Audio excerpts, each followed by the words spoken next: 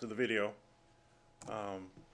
Basically, when it's approximately 30% of our subscribers have been subscribed as for the following industries: 8% information technology, 7% marketing.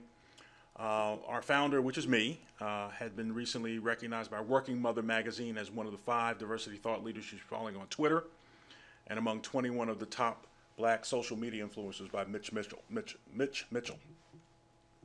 So we come down to part of the class, and this is what I was asked by Dean Crawford. What is diversity? And again, we believe there's a business case for diversity. As more and more companies realize the value of diversity and inclusion, I issue the following note of caution.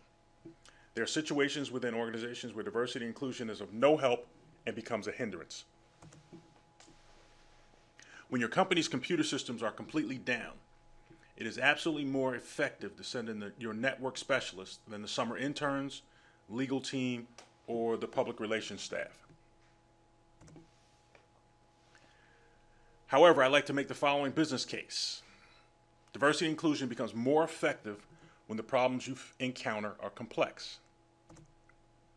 How many businesses do you frequent that have one style of lawnmower, one flavor of coffee, one steak on the menu, one flight per day, one size shoe, etc.?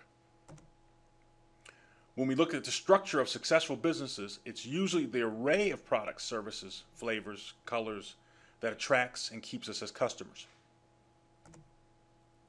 It seems that it's only when we start to discuss diversity and inclusion with people, usually our employees or vendors, that the level of discomfort rises. The business case for diversity and inclusion has reached an increasingly more complex pace since Henry Ford spoke those now famous words. People can have the Model T in any color, so long as it's black. Mr. Ford's competitors made him rethink this strategy. Has the desire for having the best ideas, the best people gone away? Is this approach overrated? To the contrary, one has to ask, when you start with one idea, one color, one way of doing things, one size fits all, are you providing the best competitive advantage for your company, your school, your classmates, your customers, your employees? My thought, as you expand your comfort zone and willingness to navigate into the complex arena with your employees, customers, and vendors, is that you may reach the same moment as Henry Ford when he realized a more effective way to move his company forward. Your products, customers, employees, and vendors should not all look the same. Diversity. Part of this with the class, I said this is the crossroad. This is the fork in the road that you reach where both answers are correct. If you don't believe in the merits of diversity and inclusion, you are absolutely correct. As a business owner, as a person running a large organization, a school, a church, you're faced with a lot of alternatives. Moving your organization forward, you have to prioritize what you're going to do. You can't be all things to all people. You cannot satisfy every request or need. So to be successful, you tend to hit those highlights that make you profitable and make you a valued product or service, but you sort of concentrate on what you do best. Those things may not include diversity. You may be focused on earnings per share. You may be focused on increasing shareholder value. You may be focused on taking your company public. You may be focused on expansion. You may be focused on contraction. You may be having cash flow problems, etc. So basically what your senior team and your leadership comes up with is what you're going to concentrate and what you're going to focus your business on. If diversity is not part of that, that doesn't make you a bad company, doesn't make you a bad person. And again, at Racing Toward Diversity, we're not going to stand out in front of your building and yell at you or pick at you or do anything. You've made a strategic decision that diversity is not going to be one of your imperatives. And again, you having to say that publicly, it becomes obvious to observers like ourselves that diversity is not a priority. Again, that decision is absolutely correct. That's one of those forks in the road where you go right or left. Each answer is correct. On the reverse, if you do believe in merits of diversity and inclusion, we also believe you're correct. We believe that that is, as you face a global economy, as you're looking for the best and brightest, as you're trying to attract talent, we believe that companies that have diversity and inclusion as one of their priorities, that is a very good use of your resources and your direction. So we applaud that. And what we tend to do is we're going to promote those companies that believe in diversity and inclusion. So we're going to spread their word. We're going to talk about them. We're going to let people that are looking to buy their products and services know that this company is one who actually believes in diversity and inclusion and walks the talk. So those companies that are actively looking for diverse board members, this would be a company that somebody that has extraordinary talent in a global arena should look to. So again, both answers are correct. If you don't believe in it, you're correct. If you do believe in it, we also believe you're correct. What do we do to promote diversity? Again, New York Stock Exchange pops up again. I know you saw the slide that back in 2008 we started that. That's where the idea actually started. This past February, we had the first global diversity event called the Global GDLE, Global Diversity Leadership Exchange at the New York Stock Exchange. It was sponsored by Racing Toward Diversity magazine. And what you see here is some of the panelists and thought leaders that were assembled that day to talk about global diversity, making the business case for diversity at the New York Stock Exchange. Seated from left to right is Mrs. Tracy Doy.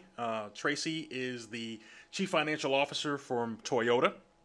Next to Tracy is Richard Ketchum. Again, you saw the picture of Richard on the cover of the magazine. That magazine was actually at the New York Stock Exchange. Richard Ketchum is the CEO of FINRA. He was our keynote speaker.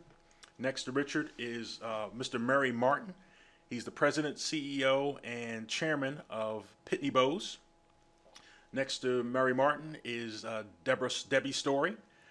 Debbie Story is the senior vice president and chief global diversity officer at AT&T. Back to my left, that's me, smiling Fleajack. Standing next to me was my partner for the event, Marianne Howland. Marianne is the CEO of IBIS Communication. IBIS is a communication firm that does branding for global organizations. Next to Marianne is Mr. Raymond Pilecchia. Ray is now the chairman of the diversity committee at the New York Stock Exchange.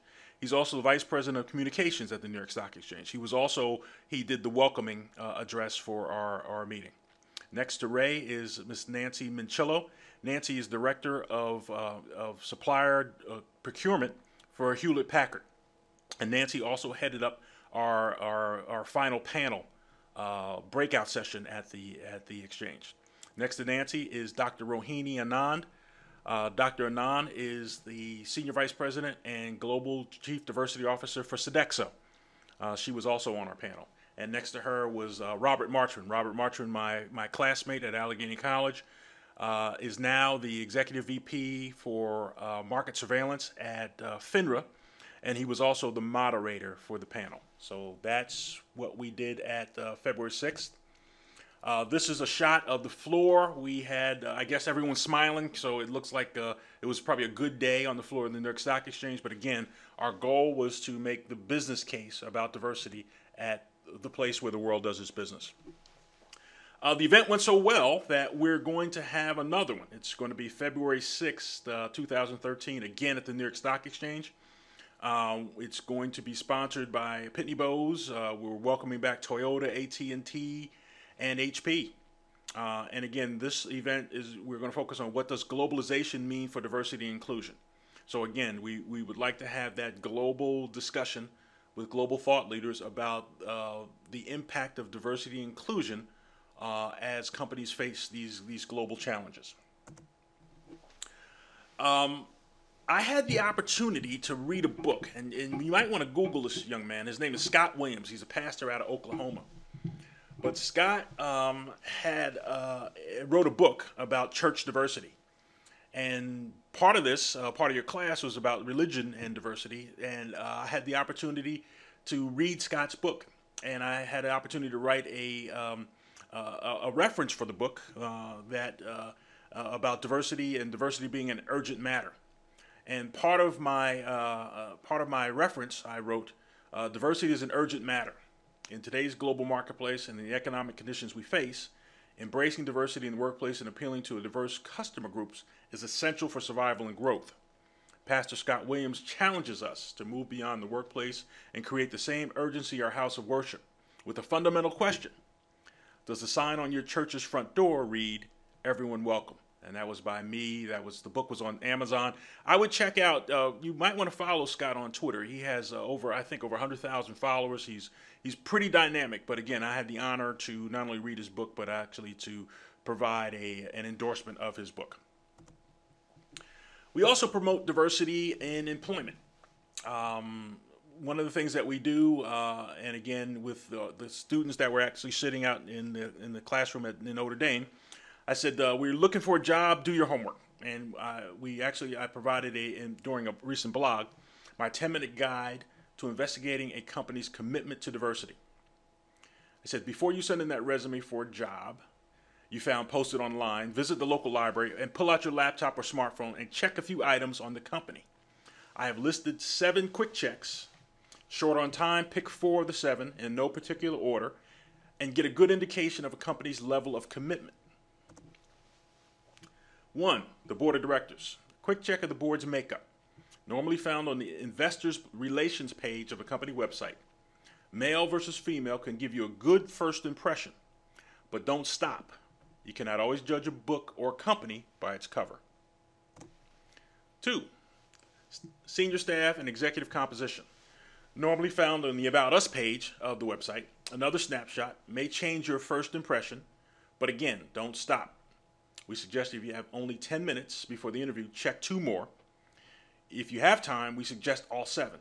Besides, look how prepared you'll be for the interview. Partnerships, networks, affiliations. One of the major themes at Racing Toward Diversity is it's the company you keep. It's on our website. And just as in everyday life, you can learn a tremendous amount about a person or a group by the company they keep. Who they select, who are their friends, who are their references, who are their affiliations. Well, the same holds true for companies and organizations. What national and local affiliations are on their website? Is it a one-way conversation?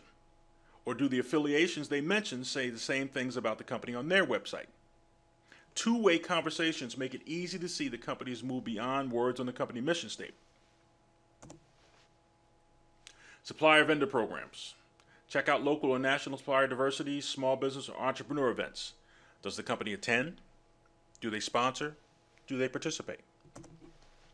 Diversity job fairs. Check out the local and national job fairs held by the Chamber of Commerce, college, or universities. Just at South Bend, do the companies attend? Do they participate? Do they send representatives? This is big. The active social media conversations. Twitter, Facebook, LinkedIn. Tweets, likes, conversations, conventions, meetings with diversity thought leaders, diversity organizations, summits, or conferences. Can the company walk the talk? Again, by checking their Twitter feed. Are diversity thought leaders, are organizations talking back and forth to them? Or are all their communications one way? If they talk about a diversity award, is it just them talking about it? Find out if the company is actually engaged in these conversations. And lastly, for those 2-minute managers, Google a company organization's name and the word diversity. If you have to go beyond page 2, just stop. You've got your answer. With that, I concluded and asked the class for questions. Again, thank you for joining us today. And I hope you enjoy this. We hope to have more of these types of presentations in the future.